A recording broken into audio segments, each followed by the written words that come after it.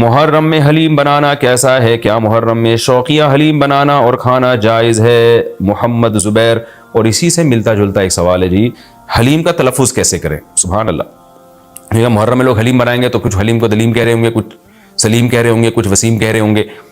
تو اس سے پھر سلیم اور وسیم کو تو غصہ آئے گا کہ یار ہمارا نام حلیم کو کیوں دے رہے ہو. تو یہ بھی سوال پوچھا ہے جی، حلیم کو حلیم بولنا چاہیے یا دلیم بولنا چاہیے؟ اس بارے میں وضاحت فرما دیں. محمد طه. اچھا، یہ بھی محرم کے بارے سے سوال پوچھا جاتا ہے جی، کیا قربانی کا گوشت محرم سے پہلے ختم کرنا ضروری ہے؟ عاقب شاہ دبئی سے پوچھتے ہیں جی. کچھ لوگ کہتے ہیں قربانی کا گوشت محرم سے پہلے ختم ہو جانا چاہیے، کیا یہ بات صحیح ہے؟ نہیں، ایسا کچھ نہیں ہے. قربانی کا گوشت آپ پورے سال چلا سکتے ہیں اگر محفوظ رکھ رہے ہیں، لیکن وہی ہے کہ کھا لیں جلدی تو اچھی بات ہے، تازہ تازہ گوشت کھا لیں. محرم میں بھی بہت 2 مہینے ہو جاتے ہیں، تاخیر ہو جاتی ہے، تو اس لیے بہتر یہی ہے کہ پہلے کھا کے ختم کریں. لیکن اگر کوئی محفوظ بھی رکھتا ہے تو کوئی گناہ اس میں نہیں ہے. اچھا، ایک اور سوال سبیلوں کے حوالے سے پوچھا جاتا ہے کہ محرم میں سبیلیں لگانا، ان سبیلوں سے پانی پینا. تو دیکھیں، وہ بھی شیعہ حضرات کا مسلک ہے، ان کا کانسیپٹ ہے کہ وہ حضرت حسین کے نام کی سبیلیں لگاتے ہیں. میں بار بار کہہ رہا ہوں، کسی کو چھیڑے نہیں، اپنا مسلک چھوڑے نہیں، دوسرے کو چھیڑے نہیں. یہ میں اہل سنت والجماعت کے لیے مسائل ریکارڈ کروا رہا ہوں کہ ہمارے لیے کسی بھی چیز کے جائز اور ثواب ہونے کے لیے دلیل کی ضرورت ہے. دلیل قرآن و سنت ہے، صحابہ ہیں. تو ہمیں نہ اہل بیت سے اس کا کوئی ثبوت ملتا ہے، نہ صحابہ سے، نہ قرآن و سنت سے کہ محرم میں صحابہ نے سبیلیں لگائیں. حضرت حسین رضی اللہ تعالیٰ عنہ کی شہادت کے بعد اہل بیت میں سے کسی نے سبیلیں لگائی ہوں یا انہوں نے سبیلیں لگانے کا حکم دیا ہو، کہیں بھی نہیں ملتا. تو یہ عمل بھی بدعت ہے، ناجائز ہے، اس سے اجتناب کریں. اور ایک عجیب بات ہے، کبھی آپ اس کو غم کا مہینہ کہتے ہیں اور کالے کپڑے پہنتے ہیں اور سبیلیں لگا کے لوگوں کو شربت پلا رہے ہیں. تو یہ تو خوشی کے موقع پہ ہوتا ہے نا، خوشی کے موقع پہ کھلایا پلایا جاتا ہے. تو یہ ایک کنفیوژن ہے کہ یہ خوشی منا رہے ہیں کہ غم منا رہے ہیں. تو کھلانا پلانا خوشیوں کے موقع پہ ہوتا ہے.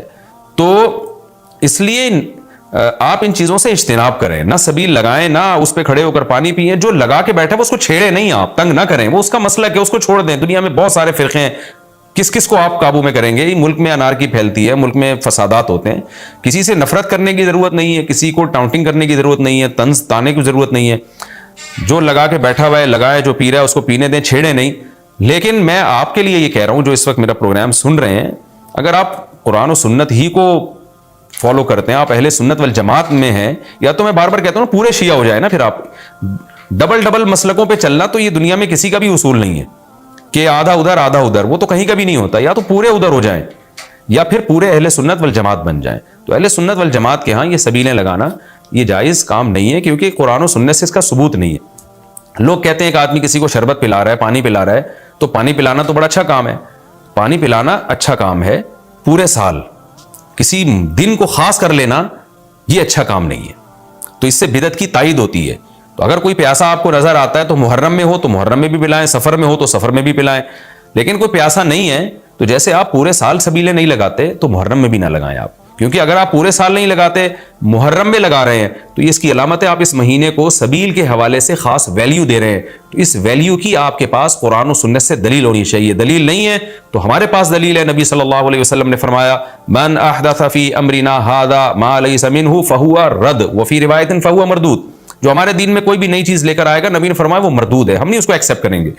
تو اس لیے بھائی ہم تو اس حدیث کو فالو کرتے ہیں. تو کائنڈلی آپ حضرات سے گزارش ہے، ہاں کوئی پورے سال سبیل لگا کے بیٹھا ہو تو وہ محرم میں بھی لگا لے. کیوں؟ وہ اس لیے کہ وہ محرم کو الگ سے فضیلت نہیں دے رہا سبیل کے حوالے سے، بلکہ وہ کہہ رہے بھائی میں تو پورے سال لوگوں کو پانی پلاتا ہوں تو محرم میں بھی پلا رہا ہوں، میں تو پورے سال شربت پلاتا ہوں تو محرم میں بھی پلا رہا ہوں.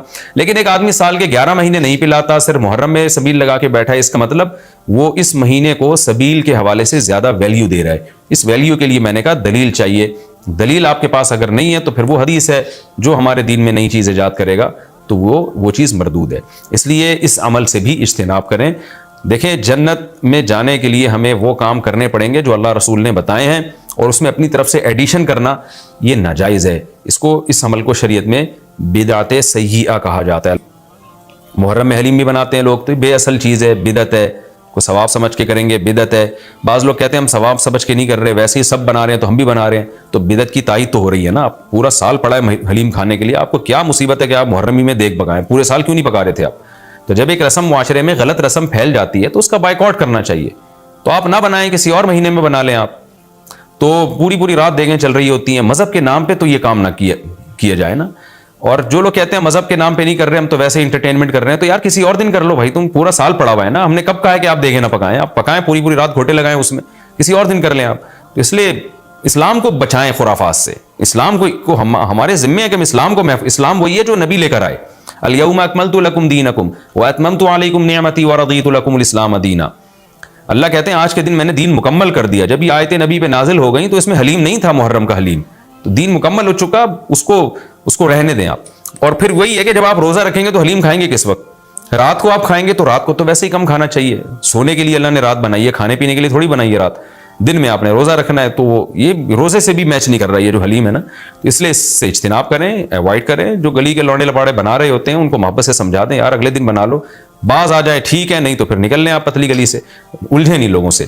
تو یہ محرم کے حوالے سے کچھ باتیں تھیں. بھائی نبیل بھائی کوئی بات رہ تو نہیں گئی ہے آپ کے ذہن میں ہو تو بتا دیں، تاکہ یہ تو لوگوں نے جو سوال پوچھے تھے اس کے جواب تو میں نے دے دیا، آپ کے ذہن میں بھی کوئی سوال ہو تاکہ ٹاپک کمپلیٹ ہو جائے. محرم میں جھاڑو لگانا جائز ہے؟ جھاڑو سے کیا ہوتا ہے؟ یہ کہہ رہے ہیں وہ لوگ کہتے ہیں محرم میں جھاڑو نہیں لگانی چاہیے. ہاں، حلیم کو حلیم کہنا یہ بھی ایک سوال تھا. لوگ کہتے ہیں کہ جی حلیم اللہ کا نام ہے تو کھانے پینے کی چیز کو ہم حلیم کیوں کہتے ہیں؟ دیکھیں، جب اللہ کے لیے لفظ حلیم استعمال کیا جاتا ہے اس کا مفہوم کچھ اور ہوتا ہے، جب دیکھ کے لیے استعمال کیا جاتا ہے اس کا مفہوم کچھ اور ہوتا ہے. تو اس میں کسی کا تصور بھی نہیں جاتا کہ میں اللہ کا نام لے رہا ہوں. یہ بالکل ایسے ہی ہے جیسے اردو میں صلواتوں کا مفہوم کچھ اور ہے. ہم کہتے ہیں اتنی صلواتیں سنا کے چلا گیا، حالانکہ صلوات و درود کو کہتے ہیں اور نماز کو بھی کہتے ہیں صلات. تو اب کیا یہ لفظ استعمال جائز نہیں ہوگا؟ ظاہر ہے جائز ہے. اردو میں اس کا مفہوم کچھ اور ہے، عربی میں اس کا مفہوم کچھ اور ہے. بلکہ بعض دفعہ ایک ہی زبان میں ایک لفظ دو مختلف معنوں کے لیے استعمال ہو رہا ہوتا ہے، تو اس میں کوئی بھی پابندی نہیں لگاتا. جاریہ عربی میں باندی کو بھی کہتے ہیں، جاریہ عربی میں کشتی کو بھی کہتے ہیں. اور جو ہے اس طرح کی اور بہت ساری مثالیں ہمیں ملتی ہیں کہ ایک ہی لفظ مختلف معنوں کے لیے استعمال ہو رہا ہے. عین عربی میں آنکھ کو بھی کہتے ہیں، عین عربی میں گھٹنے کو بھی کہتے ہیں، عین عربی میں جاسوس کو بھی کہتے ہیں، عین عربی میں چشمے کو بھی کہتے ہیں، عین عربی میں سورج کی ٹکیا کو بھی کہتے ہیں، عین عربی میں سونے کو بھی کہتے ہیں. تو اس طرح بہت سارے نام مختلف معنوں میں استعمال ہوتے ہیں. موسیٰ کا جو لفظ ہے عربی میں اس طرح کو کہتے ہیں بلیڈ جس سے حلق کیا جاتا ہے نا، حاجی لوگ جو سر منڈواتے ہیں اس کو موسیٰ کہتے ہیں. حالانکہ موسیٰ جو ہے حضرت موسیٰ علیہ السلام کا نام بھی ہے. لیکن جو عربی جو جانتا ہے جب وہ بلیڈ کے لیے موسیٰ کا لفظ استعمال کرے گا تو اس کے ذہن میں حضرت موسیٰ کا تصور ہی نہیں ہوگا. اور جب حضرت موسیٰ علیہ السلام کے لیے موسیٰ کا لفظ استعمال کرے گا تو بلیڈ کی طرف اس کا دماغ ہی نہیں جائے گا. تو اس لیے یہ بالکل مضبوط بات نہیں ہے کہ حلیم چونکہ اللہ کا نام ہے لہذا وہ دیکھ کے لیے استعمال نہ کیا جائے. جب اللہ کا نام ہے تو اس میں دماغ ادھر نہیں آتا دیکھ کی طرف، جب دیکھ کے لیے استعمال کیا جاتا ہے تو اللہ کی طرف ذہن نہیں جاتا. یہ بالکل ایک الگ الگ معنی میں استعمال ہوتا ہے. تو اس لیے اتنا تکلف نہیں کریں جتنی جو لا تشددوا فیشدد اللہ علیکم. صحیح حدیث ہے، اللہ نے نبی نے فرمایا اپنے اوپر خامخواہ کی پابندیاں مت لگاؤ ورنہ اللہ بھی لگانا شروع کر دے گا. اللہ بھی تمہارے اوپر پابندیاں لگائے گا. اللہ کیسے لگائے گا؟ یعنی اللہ بھی تمہیں مشکل میں ڈال دے گا. تو جتنا ہمیں اجازت دی گئی ہے اس کے اندر رہنا چاہیے ہمیں، اور خامخواہ میں ایسی کھود کریت کر کے اپنے اوپر پابندیاں لگواتے چلے جانا یہ مشکل ہو جائے گا نا. اب حلیم ہی مشہور ہو گیا ہے تو اب آپ اس کو کیسے دلیم بولیں گے؟ وہ کچھ اور نہ اٹھا کے دے دے آپ کو. تو اس میں کوئی حرج نہیں ہے کہ کیونکہ لغت بتاتی ہے، زبان بتاتی ہے کہ کس وقت کس لفظ کا کیا معنی ہے. اس میں کوئی حرج نہیں ہے اگر آپ یہ حلیم کو حلیم ہی کہیں، کوئی گناہ نہیں ہے انشاءاللہ اس میں. اچھا، محرم میں مرثیہ سننا اور غم منانا اور رونا، سینہ پیٹنا، نبی صلی اللہ علیہ وسلم نے تو گریبان چاک کرنے والوں پہ لعنت کی ہے. بخاری مسلم کی روایتیں موجود ہیں. لیس منا من شق الجیوب، جو گریبان پھاڑتا ہے وہ ہم میں سے نہیں ہے. تو یہ سینہ پیٹنا، نوحہ کرنا، نیاحہ پر تو بخاری مسلم کی صحیح احادیث موجود ہیں نوحہ پر کہ یہ حرام ہے، ناجائز ہے. اس لیے ہم اس کو جائز نہیں سمجھتے. ہم یہ کہتے ہیں کہ سیدنا حسین ابن علی رضی اللہ تعالیٰ عنہ کی تعلیمات کو فالو کریں آپ. تعلیمات تو زیرو ہیں ان کی تعلیم. ان کی تو اتنی بڑی داڑھی تھی سیدنا حسین ابن علی رضی اللہ تعالیٰ عنہ کی. وہ تو سخی تھے، وہ تو غیرت مند تھے. آج ہمارے یہاں سے غیرت ختم ہو گئی ہے. بہنوں کی وراثتیں کھا کے بیٹھے ہوئے ہیں ہم لوگ، اور انہی وراثتوں سے عمرے بھی ہو رہے ہوتے ہیں وراثت کھا کے. تو گھر میں گھر والوں کو ٹائم نہیں دیتے، غربا مساکین کا خیال نہیں ہے، نماز تکبیر اولیٰ کی پابندی نہیں ہے. ان چیزوں کو فوکس کریں. حضرت حسین رضی اللہ تعالیٰ عنہ نے تو کربلا کے میدان میں بھی نماز نہیں چھوڑی. اور آج خواتین شاپنگ کرتی ہیں نمازیں چھوڑ دیتی ہیں، کسی شادی میں جانا ہے بس میں بیٹھے ہوئے نمازیں چھوڑ دیتے ہیں. تو اللہ کا واسطہ تعلیمات کو فالو کریں اہل بیت کی. تعلیمات کو فالو کیے بغیر ہمیں کچھ بھی حاصل نہیں ہوگا. تو وہ کسی شاعر نے بڑی پیاری بات کہی ہے نا، شرط ایما مصطفیٰ سے والہانہ پیار ہے، پیار لیکن پیروی ہے، پیروی دشوار ہے۔ مصطفیٰ صلی اللہ علیہ وسلم سے ایمان کی شرط ہے کہ آپ کو نبی سے بے پناہ محبت ہو، لیکن محبت کی دلیل کیا ہے کہ آپ فالو کتنا کرتے ہیں۔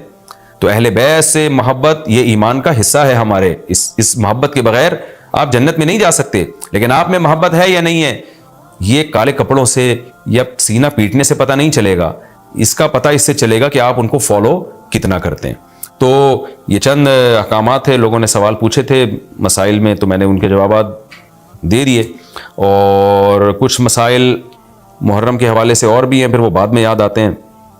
جانور کے اجزاء میں حلال و حرام، کیا گائے بکرے کے سیری پائے، اوجڑی تھن مغز گردے کپورے زبان، اور مرغی کے پاؤں کھانا جائز ہے، کیا یہ کھانا جائز ہے؟ یوسف خان ابو ظہبی سے کپورے کھانا جائز نہیں ہے، باقی چیزیں کھا سکتے ہیں جو آپ نے اوجڑی، اور اوجڑی کو اچھی طرح صاف کر لیا جائے، تھن مغز گردے زبان مرغی کے پنجے، یہ سب کھانا جائز ہے۔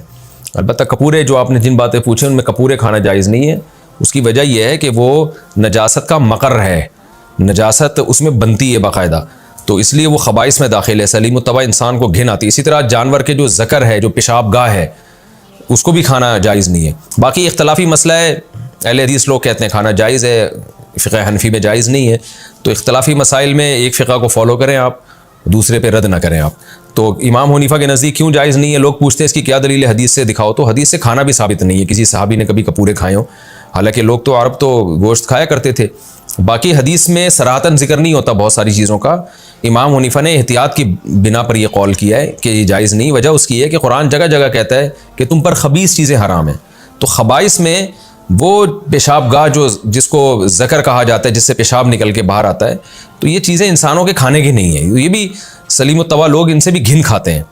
اب آپ بتائیں نا، کوئی آپ کو کہے کہ میں بیل کا جو ہے نا، میں نے وہ جو اس کی پیشاب گاہ ہے وہ میں پکا کے لایا ہوں، آپ کہو گے یار کوئی اور چیز نہیں تمہیں ملی پکانے کے لیے، تم کیا پکا کے لے؟ تو سلیم الطبع انسان جس کی طبیعت میں سلامتی وہ کہتا ہے یہ ہم اس کو، یعنی کیونکہ نجاست کا مقر ہیں یہ چیزیں، نجاست یہاں بنتی ہے، تیار ہوتی ہے، یہیں رہتی ہے، تو مسانے میں یا اس طرح کی جو چیزیں ہیں ان کے کھانے کو اس لیے ناپسندیدہ قرار دیا گیا، تو مکروہ تحریمی ہے۔ تو باقی یہ کہ اختلافی چیزوں میں شدت جائز نہیں ہے، آپ فقہ حنفی کو فالو کرتے ہیں تو اس سے بالکل ایوائڈ کریں، اور جو اہل حدیث حضرات کھاتے ہیں تو ان سے بھی میں گزارش کرتا ہوں کہ دیکھیں اختلاف تو آ گیا نا، تو احتیاط کا تقاضا کیا ہے، نہ کھائیں آپ، اور کم چیزیں کھانے کی ان کو فوکس کریں آپ، تو احتیاط والے پہلو پر عمل کرنا چاہیے۔ یا تو ہوتا ہے نا کہ باقی چیزیں حرام ہو جاتی ہیں، کھانے کو کچھ بچتا ہی نہیں، تو پھر ہم کہتے ہیں چلو یار اب کچھ کھانے کو ہے ہی نہیں، تو احتیاط کے پہلو کو ترجیح دے دیں، اس میں زیادہ بہتر ہے۔